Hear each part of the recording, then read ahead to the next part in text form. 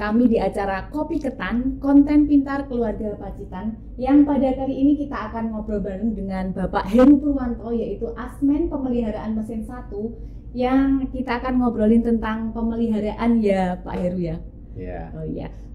Kalau dipanggilnya enaknya siapa ya? Ini Pak Heru, Mas Heru atau Mbak Heru ini? Silahkan.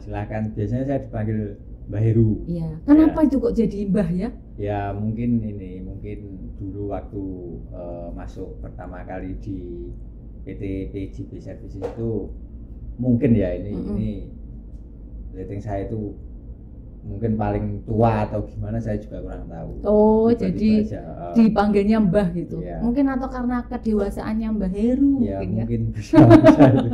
Iya, saya panggil Mbah Heru aja ya. Soalnya boleh. ini saya juga setiap kali ngobrol sama Mbah Heru enaknya memang Mbah Heru. Iya. Oke Mbak Heru, sebelum kita masuk di ngobrol-ngobrol tentang pemeliharaan PLTU Pacitan atau mungkin ada pemeliharaan lain di unit lain, bisa Mbak Heru ceritakan perjalanan karirnya Mbak Heru dari awal di NPS yang dulunya PJBS sampai saat ini Mbak Heru mendapat amanah baru. Monggo Mbah. Ya mungkin singkat aja ya. Bu Cari ya. Jadi ibu-ibu saya. Awal saya masuk di PT PJB Services itu tahun 2009. Itu sekitar bulan Juni kalau nggak salah itu. Mungkin ini kan bulan Juni ya. Oh iya pas kalau gitu ya. Ya pas mungkin. Pas berapa tahun kalau gitu jadinya? 2009 kalau OJT setahun. Jadi sekitar 14 tahun. Iya. Ditambah OJT mungkin 15 tahun. 15 tahun. Oh, ya. Karena OJT-nya 1 tahun. 1 tahun. Ya. Nah, awal penempatan saya itu di Muara Karang. Di PLTU Muara Karang itu masih OJT atau training lah ya. Nah, itu sekitar 6 bulan. Setelah itu saya digeser atau dipindah ke PLTU Indramayu.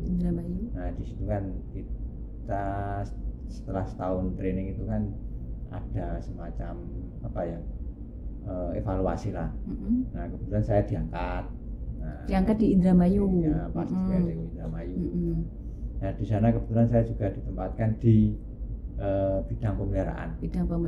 Jabatannya masih staf. Dulu teknisi ya, teknisi pemeliharaan. Mesin 1 atau? Dulu di mesin 1. Di mesin 1. Itu teknisi senior lah. Teknisi senior. Nah setelah di sana itu kurang lebih sekitar 4 tahun. Akhirnya ada kebutuhan di PLTU Pacitan dan saya mengajukan untuk pindah ke PLTU Pacitan. Ya. Untuk posisinya juga sama seperti di PLTU Indramayu. Nah, setelah di Pacitan itu kurang lebih 2,5 tahun. 2,5 tahun. Saya juga kurang tahu itu. Tiba-tiba saya dapat surat tugas. Ya. Mutasi gitu ya. Ya, nggak tahu mutasi atau apa, nggak tahu. Tapi promosi ya, Mbah? Naik jabatan? Iya, kalau naik. Oh, nah, kebetulan itu kan nggak ada omongan apa-apa, tiba-tiba ada SK aja. Oh, itu sebagai? Saya dipindah ke PLTU Bangka. Jabatannya? Posisinya Deputi Manajer Pemeliharaan. Sebenarnya itu ya kaget juga, karena kan belum pernah ke luar Jawa. Akhirnya ya awal-awal sih bingung mau ngapain, tapi ya mungkin punya pikiran dijalani dulu.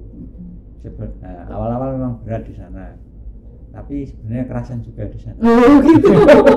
Di sana berapa tahun, Mbak? Masih kurang lebih 2 tahun. Oh 2 tahun. Nah 2 tahun setelah itu kan di PLTU Pacitan ada kebutuhan lagi. Ada kekosongan. Akhirnya kan saya coba untuk mengajukan dan ikut mungkin semacam fit proper gitu ya. Itu kebetulan lolos lah. Dan di sini pun ditempatkan di pemeliharaan mesin 2. Ya, sebenarnya Asmen kan, ya. Kalau dulu kan supervisor, kemudian berubah nama menjadi Asmen. Mesin 2 itu kan sebenarnya belum familiar, tapi ya nggak apa-apa. Yang penting kan balik Jawa. Oh iya, sip. Nah, cita-citanya kan balik Jawa. Meskipun sebenarnya Pacitan juga ya kayak gini. Iya, Jawa, rasa luar Jawa. Iya, karena memang jalannya di sini kelak-kelak gitu ya. Nah, setelah itu kurang lebih mungkin sekitar 4 5 tahun lah. 5 tahun di mesin 2. Mesin 2. Nah, itu mungkin karena aturan di perusahaan harus rotasi geser, bidang gitu ya. rotasi Setelah berapa 4 itu tahun. 4 tahun lah. Akhirnya saya ditempatkan digeser lah. Digeser Di ke pemeliharaan mesin 1. Kembali lagi kalau gitu, yang awalnya memang ditaruhnya di mesin 1, balik lagi ke mesin 1 gitu. Nah, berarti memang ini apa? Lahirnya di mesin 1. Nah, ini posisi sekarang di mesin 1. Kemudian yang terakhir ini Mbak Heru dapat amanah baru di luar Jawa lagi. Luar Jawa. Gak tahu ini.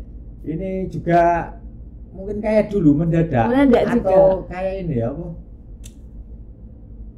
Kejadian berulang itu apa? Apa itu? Apa Mas Mani? Dejavu. Ya, kayak dejavu. Karena dulu saya di mesin 1, saya dapat SK luar Jawa. Nah, sekarang mesin 1 lagi. Sebenarnya yang masalah itu mana? Apa mungkin mesin 1-nya masalah ini? Mungkin karena sudah menempel mesin 1-nya gitu. Itu yang sempat juga kepikiran. Kenapa kok pas di mesin 1 dipindah luar Jawa lagi gitu ya? Harusnya saya hindari itu.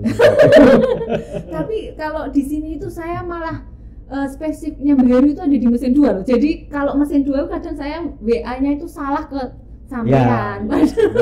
Lama karena lama di sini di mesin 2 lama. Jadi ini pindahnya ke PLTU mana, Mbak? PLTU Anggrek di Gorontalo. Ya. Mana itu? Sulawesi. Enggak tahu itu, jauh itu. Jauh. Tapi kemarin udah sempat ke sana ya, Mbak? Belum sih. Oh, belum. Belum. Rencana mungkin minggu depan. Oke, siap. Oke, Mbak. Tapi di sana itu Mbak Heru promosi kan? Ya, mungkin dari istilah dari perusahaan ya promosi. Jadi manajer unit ya PLTU Anggrek. Kalau gitu yang punya unit PLTU Anggrek. Ya, yang bahasanya kok. Berapa kali MB sih, Mbak? Di sana 2 kali 25 MB. Oh, 2 kali 2. Aduh. Enggak terlalu ini. Jauh sekali perbandingannya sama yang Pacitan ya kalau ya, gitu. Kalau jauh lah. Jauh ya. Ya, pasti bisa lah Mbah yang megang awalnya megang gitu besarnya, sekarang megang kecil, kepalanya adalah Mbak Heru. Oke, baik Mbak. Kalau keluarga ada di mana, Mbak? Keluarga dari awal memang di rumah. Oh, memang di rumah di Solo. Anaknya Mbak Heru ada 2. Cowok semua.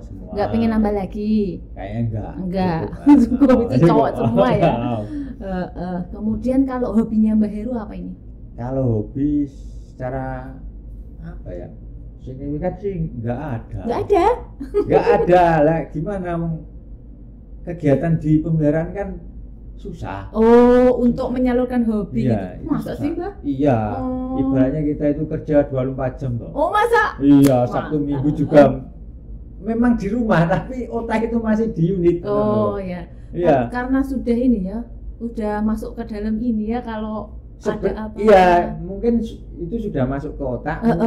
Mungkin karena memang pola kerja diharuskan seperti itu, akhirnya jadi kebiasaan, akhirnya ya masuk ke otak gitu. Itu. Walaupun libur kadang ya juga ini Mbah kerja. Ya walaupun tetap ini koordinasi sama kayak gitu ya. Jadi nggak ada hobi yang spesifik ini? Nggak ada, hobinya ke unit Pak. Bisa lah di unit, nanti nggak usah pakai motor atau apa, jalan-jalan aja gitu. Kalau basicnya Mbak Heru sendiri itu sebenarnya di mesin gitu ya? Iya, saya itu kuliah terakhir jurusannya mesin. Di mana Mbak? Di UGM Jogja. Di UGM Jogja. Jadi sesuai ya antara basic dengan yang sekarang dipegang gitu. Oke. Kalau gitu ini Mbah, selama ini kan udah lama ini, hampir 15 tahun di NPS maupun di NP. Ya. Nah, kalau menurut Mbak Heru itu ada success story atau breakthrough yang Mbak Heru lakukan nggak selama 15 tahun berkarir di pembangkit itu? Kalau secara pribadi sebenarnya mungkin ya, mungkin ada. Kalau dibilang banyak ya enggak.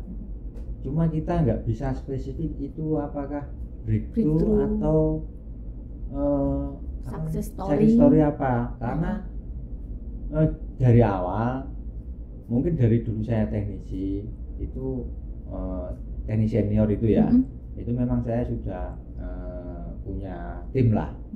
Nah di situ saya cuma menerapkan bahwa ini ya kewajiban kita. Jadi kalau ada permasalahan harus kita selesaikan gitu. Entah itu dengan cara apa ya kita lakukan bareng-bareng. Nah mungkin dari awal seperti itu, akhirnya setelah saya dipindah-pindah ada tim, komunikasi saya sama tim saya seperti itu. Makanya kita juga susah, apakah sebenarnya gini, saat kita bisa mengatasi permasalahan di misalnya unit gitu, itu tergantung sudut pandang, itu bisa success story atau enggak, tergantung gitu. Kalau menurut saya tapi hasilnya sebenarnya udah menyelesaikan pekerjaan itu ya. Sebenarnya kan kalau itu dikatakan success story bisa enggak bisa kan tergantung orang memandangnya gitu. Tapi kalau menurut saya misalkan hasilnya memang misalkan ada permasalahan nih, kemudian bisa ditangani, ya itu masuk sukses story gitu ya. Bisa. Karena dari sudut pandang saya mungkin ya. Kalau sudut pandang saya mungkin, nah itu biasa saya. Karena pernah ada sih, dulu awal-awal di bukan awal mungkin ya, berapa tahun di mesin 2 ya. Itu kan juga ada masalah di konkin fluorid bongkar. Nah, itu memang awalnya kan memang kita mikirkan saat itu kan, kita analisa juga tim saya sendiri, kira-kira mau diapain. Nah di situ kan akhirnya kan ide-ide kita tambah, kita actually akhirnya berhasil, ya udah.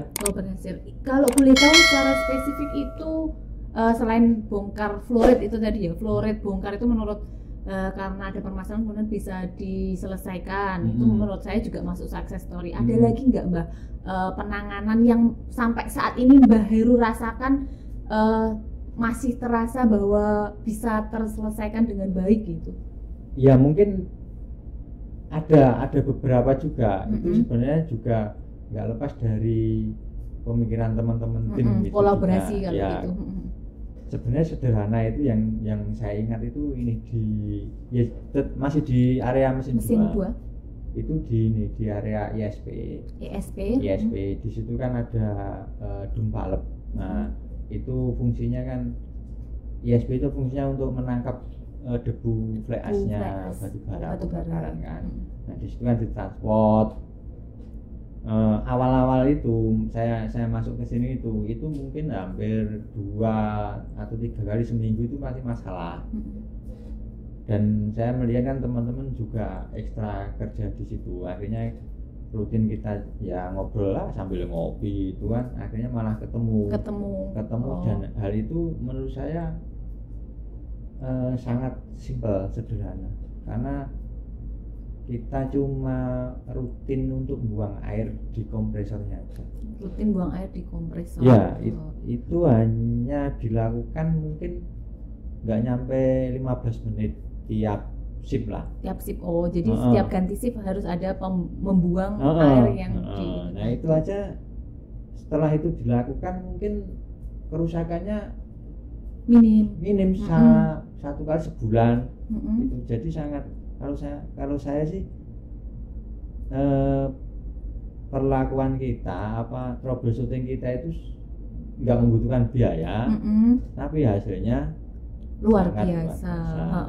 Itu yang paling ini ya, paling terlintas atau dikenang sama Mbak Heru selama di sini ya. Sama tadi ya. Sama yang fluoridnya bongkar batu bara. Bongkar batu bara ya Mbak.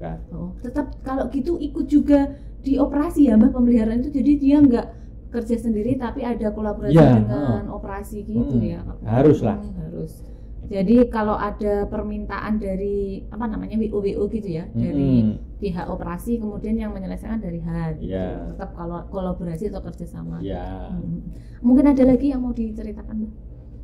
Kalau tentang breakthrough lain, success story lain yang dirasa Mbak Heru ada lagi gitu? Sebenarnya kalau saya sih sebenarnya gini ya, Bu Cari ya. Iya, Mbak Cari juga enggak apa-apa. Untuk permasalahan di unit itu jarang sih saya ikut memikirkan itu enggak. Cuma saya itu cenderungnya melibatkan tim saya biar mereka juga ikut memikirkan, mencari solusinya gitu mencari ya. solusi apa yang harus dilakukan. Karena menurut saya dari tim itu kalau sudah mau, apalagi usul punya keinginan dilakukan sendiri, itu biasanya itu menurut saya itu lebih ini, lebih akan cepat. lebih semangatnya ada. Ya betul masuk.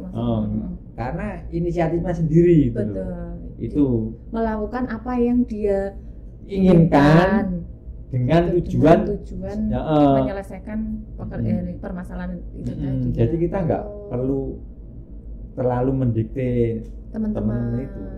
Cukup ini kan nanti kita kumpulkan, padahal ide juga dari teman-teman. Jadi monggo gitu.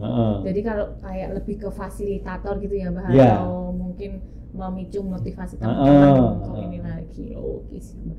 Kalau selama bekerja di sini tuh Mbak Heru kan juga ada kolaborasi dengan bidang-bidang lain, ada HR, ada engineering, ada KAD, mungkin ada tantangannya nggak Mbak selama di sini gitu? Tantangan atau mungkin hambatan atau gitu ketika kolaborasi? Pasti ada. Ada. Apalagi pola kerja di pemeliharaan kan, kalau saya memperhatikan kan di pemeliharaan itu kan karena yang kita pelihara itu harus jalan 24 jam. Jadi kita harus benar-benar bisa membagi waktu supaya permasalahan terutama di pelatihan itu bisa selesai. Memang kolaborasi itu sangat penting, karena tanpa itu gimana ya, alat itu akan misalnya alat itu rusak itu akan terus terjadi. Yang sering saya alami saat itu, yang saya rasakan memang di mesin 2, mungkin sama sih, mesin 1 juga sama sih, cuma di mesin 2 itu kan karena dia itu terpaku di batu bara untuk pembongkaran. Jadi saat itu bongkar dari kapal, dan itu harus dibongkar sama batu bara untuk unit, memang harus ready. Kendala yang sering saya hadapi adalah saat terjadi permasalahan itu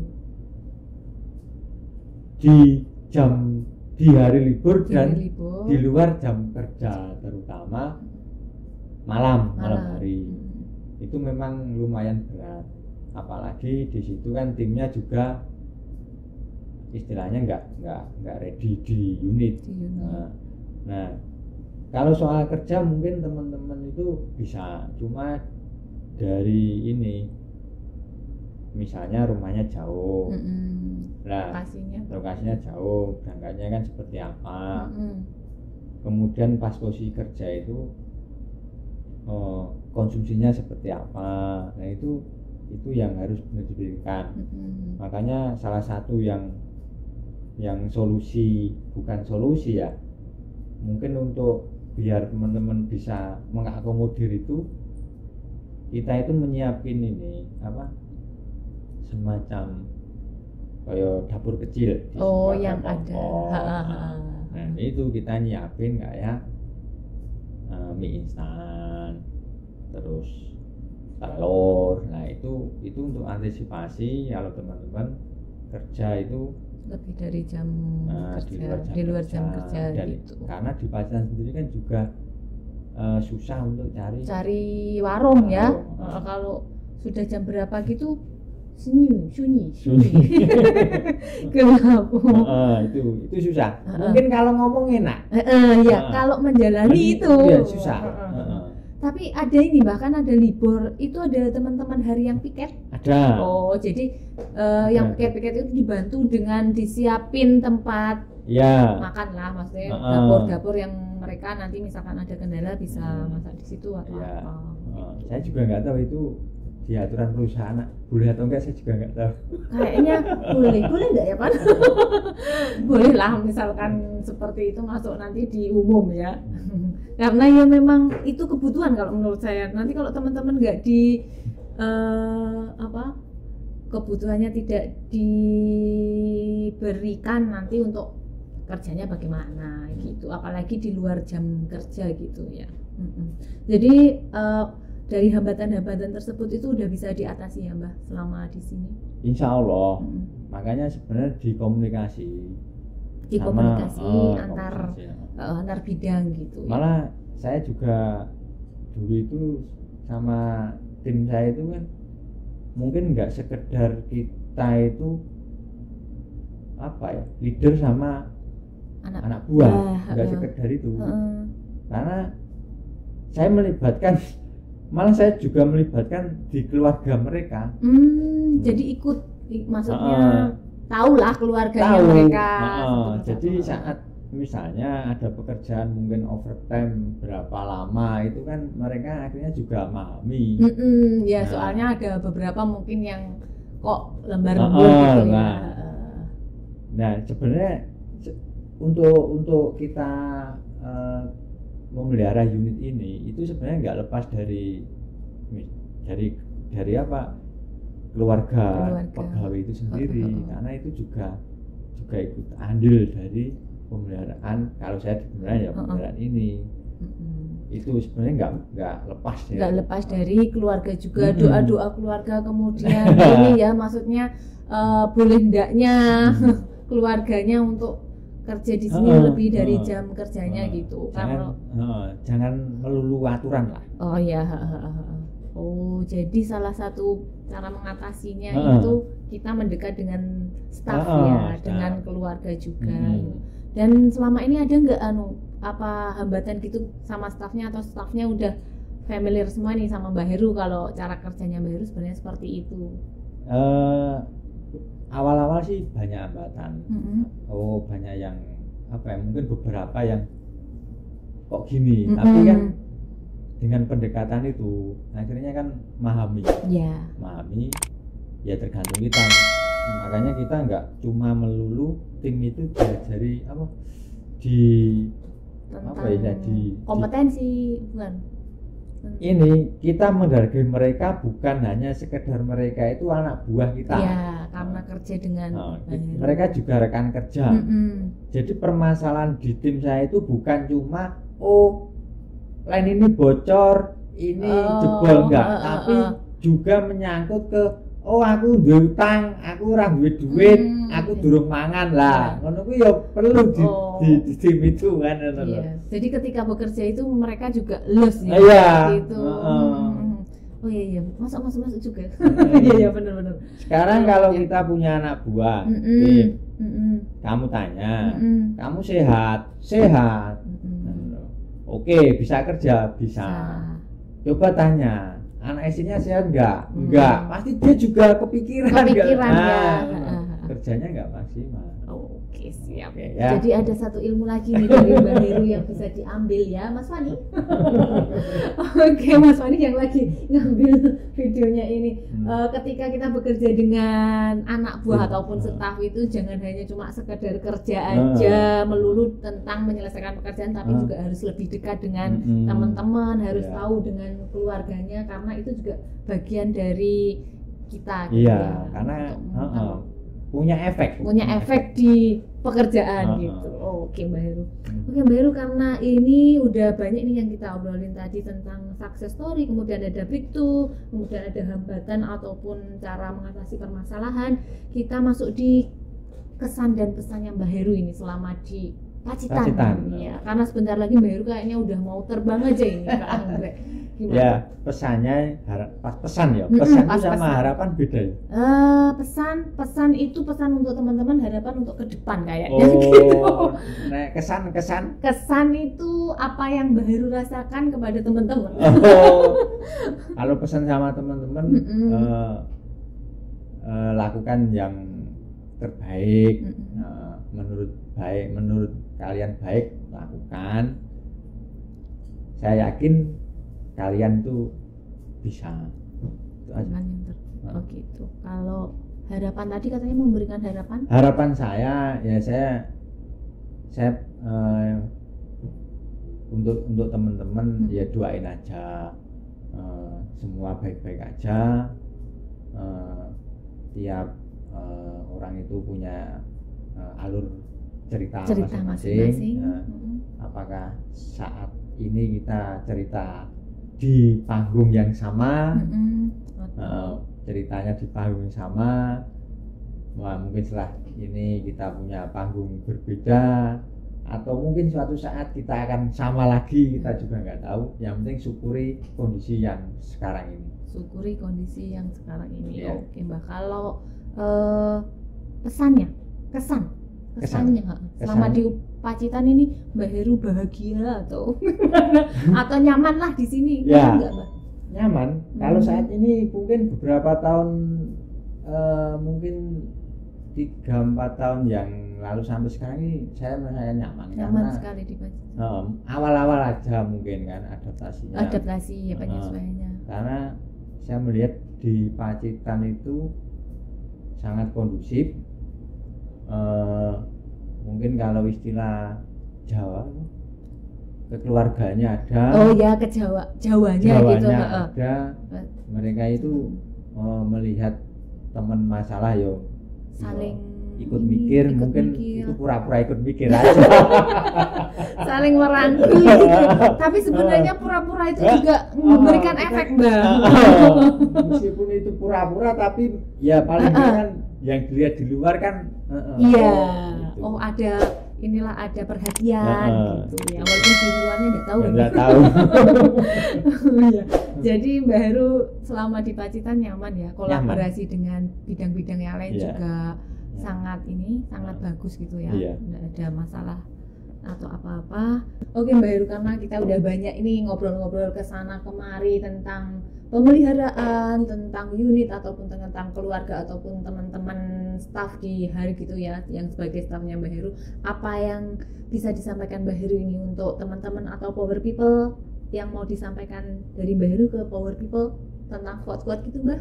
Oh, mungkin ini satu aja ya. Ya boleh, monggo Mbak. Ya nggak tahu ini ngutip atau pemikiran saya juga nggak tahu. Dapat ilham kayaknya. Mungkin gini, mungkin banyak orang yang menginginkan posisi kita saat ini, tetapi setelah di posisi kita, apakah keinginan itu akan seperti keinginan sebelumnya? Gitu. Itu aja. Oke Mbak Heru, kata quote yang sangat membutuhkan effort untuk dipahami ya Mbak.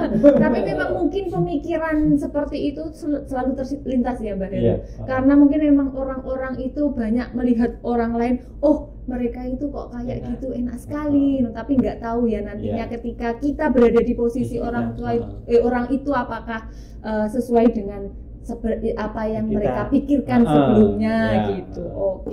Oke, baik power people, karena pada siang hari ini kita udah banyak ngobrol sama Mbak Heru yang akan terbang ke PLTU Anggrek, kita cukupkan untuk podcast Kopi Ketan pada siang hari ini. Mbak Heru, terima kasih banyak karena sudah mampir di Kopi Ketannya kita. Semoga Mbak Heru di sana semakin sukses, karirnya juga melejit, keluarga juga diberikan kesehatan, Mbak Heru juga diberikan kesehatan gitu ya.